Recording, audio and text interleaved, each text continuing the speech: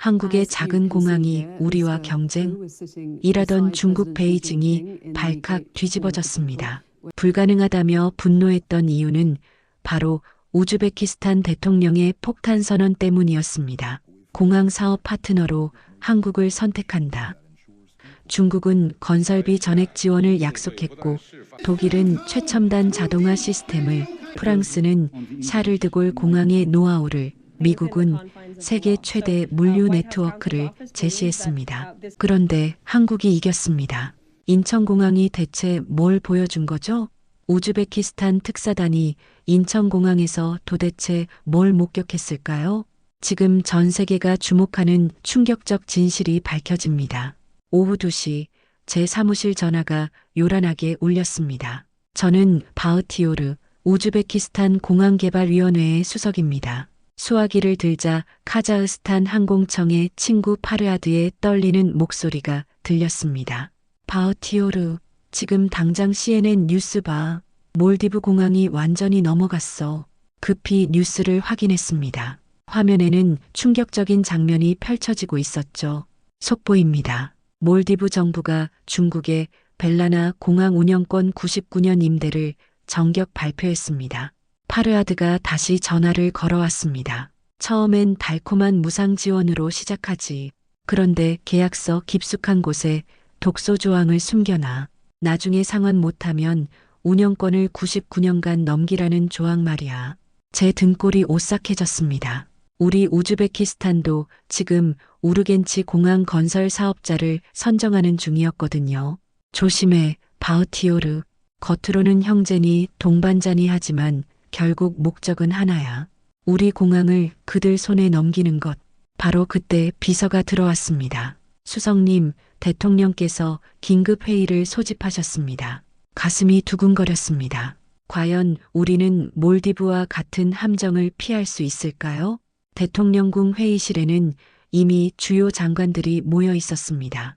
대통령이 입을 열었습니다. 몰디브 소식을 들으셨을 겁니다. 이것은 우리에게도 남의 일이 아닙니다. 외무장관이 보고했습니다. 각하, 중국의 1대1로 프로젝트로 건설된 공항들이 모두 비슷한 상황입니다. 표면적으로는 공동 운영이지만 실질적으로는 중국이 모든 결정권을 갖고 있습니다. 국가정보원장이 기밀 봉투를 꺼냈습니다. 중국이 우르겐치 프로젝트를 위해 서역 관문 장악 프로젝트라는 특별팀을 구성했습니다. 최종 목표는 이 지역을 중국의 서쪽 관문으로 만드는 것이죠. 제가 자료를 펼쳤습니다. 각하, 현재 입찰에 참여한 나라는 5개국입니다. 프랑스, 독일, 미국, 중국, 그리고 한국입니다. 경제부 장관이 반응했습니다. 한국이요? 그 작은 나라가 이런 대규모 프로젝트를 감당할 수 있을까요? 한국이 해외에 공항을 지어본 경험이 있나요? 건설부 장관도 의구심을 표했습니다. 없습니다. 제가 솔직하게 답했습니다. 하지만 인천공항이 12년 연속 세계 1위 공항입니다. 대통령이 정리했습니다. 모든 나라의 제안을 공정하게 검토해 봅시다. 바흐티오르 수석, 실사단을 구성해서 각국 공항을 직접 둘러보세요. 회의가 끝나고 복도로 나오면서 생각했습니다. 과연 우리는 현명한 선택을 할 수 있을까? 2주 후 우리 실사단은 상하이 푸동 국제공항에 도착했습니다. 우와, 굴라라가 탄성을 질렀습니다. 상하이 푸동공항은 정말 압도적이었습니다. 마치 우주정거장 같은 미래적 디자인, 끝없이 펼쳐진 활주로들. 왕샤오밍이 우리를 맞이했습니다. 바흐티오르 수석님, 환영합니다. 연간 7천만 명이 이용하는 세계 최고 수준의 공항입니다. 전용 카트를 타고 공항을 둘러보는데 그 규모의 위원들이 입을 다물지 못했습니다. 이런 시설을 우르겐치에도 지을 수 있다는 겁니까? 재무장관이 물었습니다. 물론입니다. 우르겐치도 5년 내에 이런 모습으로 바뀔 수 있어요. 점심은 200년 전통 요리사가 만든 최고급 중식이었습니다. 우즈베키스탄은 우리의 형제 국가입니다. 왕샤오밍이 말했습니다. 이번 프로젝트는 단순한 사업이 아닙니다. 우정의 증표입니다. 오후에는 완전 자동화된 수화물 처리 시스템, 인공지능 기반 항공기 스케줄링을 보여줬습니다. 이 모든 기술을 우르겐치에 무료로 이전해 드립니다. 저녁에는 상하이 최고급 호텔 펜트하우스에서 만찬이 열렸습니다. 하지만 저는 잠이 오지 않았습니다. 너무 완벽한 대접이 오히려 의심스러웠거든요. 바로 그때 익명의 메시지가 도착했습니다. 호텔 로비에서 이메일 확인하세요.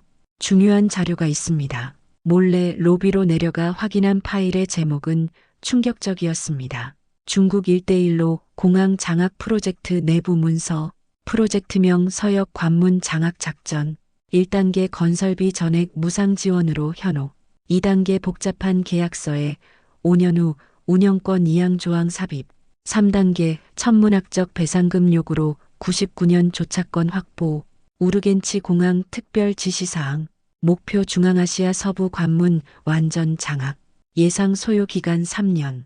손이 덜덜 떨렸습니다. 이것은 치밀하게 계획된 경제적 침략이었죠.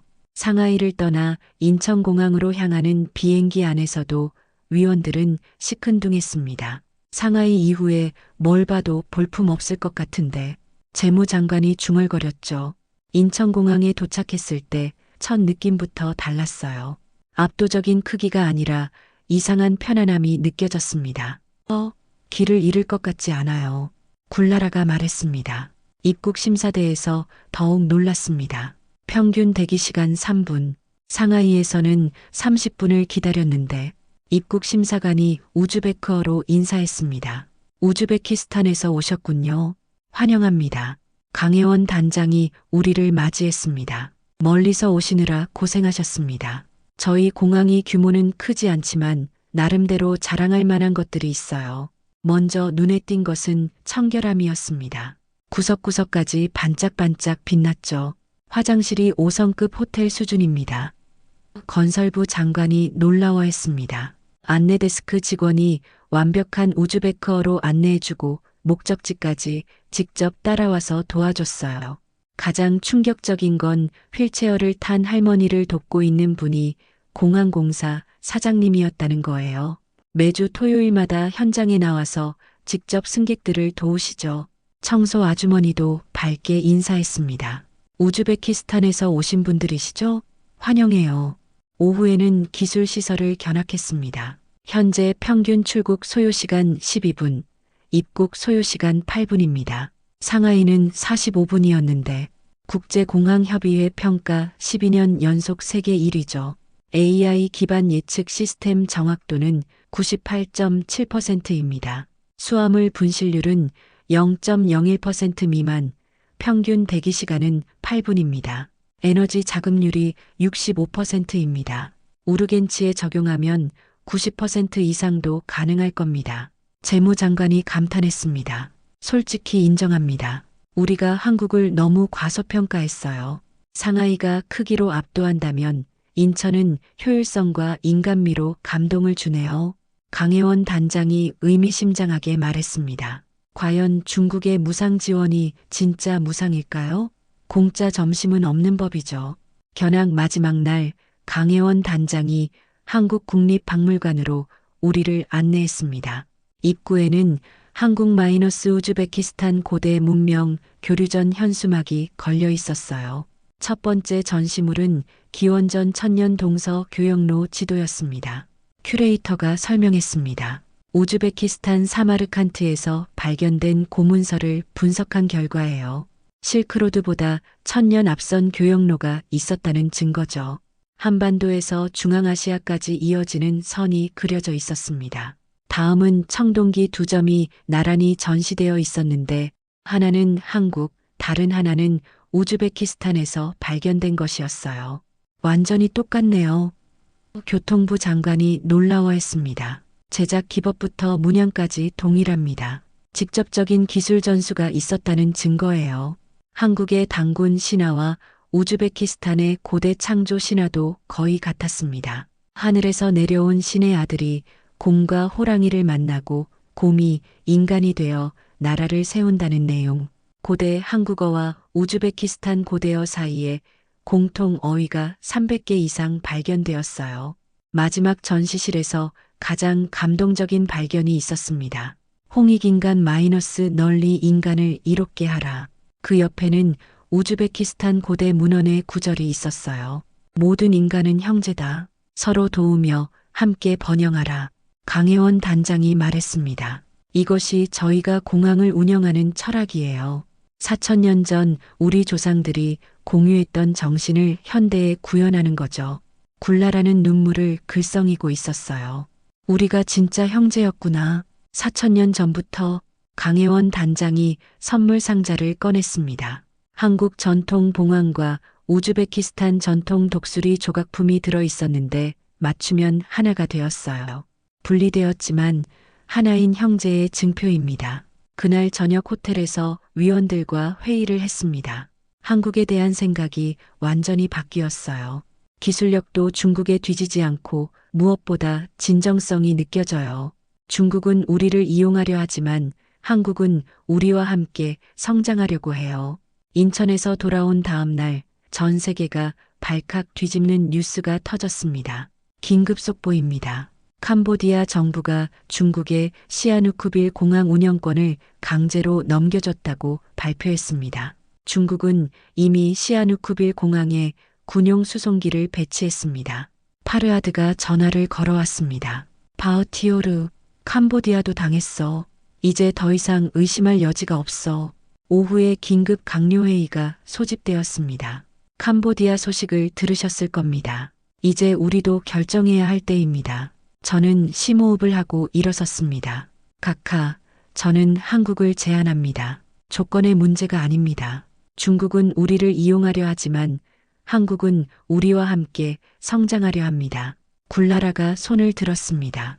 한국인들은 공항을 짓는 게 아니라 사람을 키웁니다. 기술을 이전하고 함께 운영하며 우리가 자립할 수 있도록 돕습니다. 중국은 물고기를 주지만 한국은 물고기 잡는 법을 가르쳐 줍니다.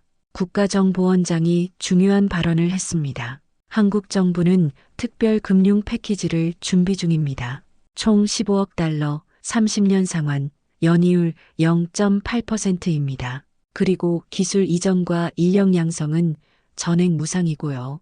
더 중요한 건 한국은 20년 후 공항 운영권을 우즈베키스탄에 완전히 이양한다고 약속했습니다. 대통령이 말했습니다. 투표로 결정합시다. 중국을 지지하는 분? 2명이 손을 들었습니다. 한국을 지지하는 분? 13명이 손을 들었습니다. 결정되었습니다. 우르겐치 공항의 파트너는 대한민국입니다. 박수가 터져 나왔습니다. 그날 저녁 전 세계 언론이 이 소식을 톱뉴스로 다뤘습니다. 왕샤오밍에게서 전화가 왔습니다. 바흐티오르 수석, 후회하실 겁니다. 아니요, 후회하지 않을 겁니다. 우리는 진정한 파트너를 선택했으니까요. 새로운 역사가 시작되는 순간이었습니다. 한 달 후 타슈켄트에서 계약 체결식이 열렸습니다. 한국에서는 국토교통부 장관을 포함한 대규모 사절단이 왔어요. 대통령이 환영사를 했습니다. 오늘은 우즈베키스탄과 대한민국이 진정한 형제가 되는 날입니다. 4,000년의 인연이 다시 꽃피는 역사적 순간입니다. 한국 국토부 장관도 답사했습니다. 우리는 단순히 공항을 짓는 것이 아닙니다. 우즈베키스탄의 꿈을 함께 이뤄나가겠습니다. 계약서 서명 순간 우레와 같은 박수가 터져 나왔어요.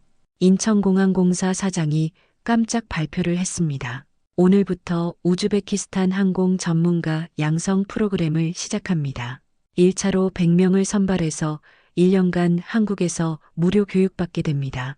또한 한국의 공항 전문가 50명이 우즈베키스탄에 3년간 상주하며 모든 기술을 전수할 것입니다.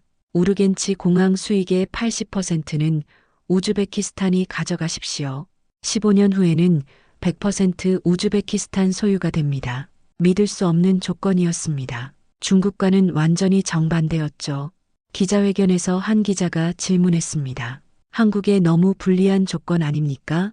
인천공항공사 사장의 답변이 인상적이었습니다. 우리가 얻는 것은 돈이 아닙니다. 신뢰와 우정, 그리고 함께 성장하는 경험입니다.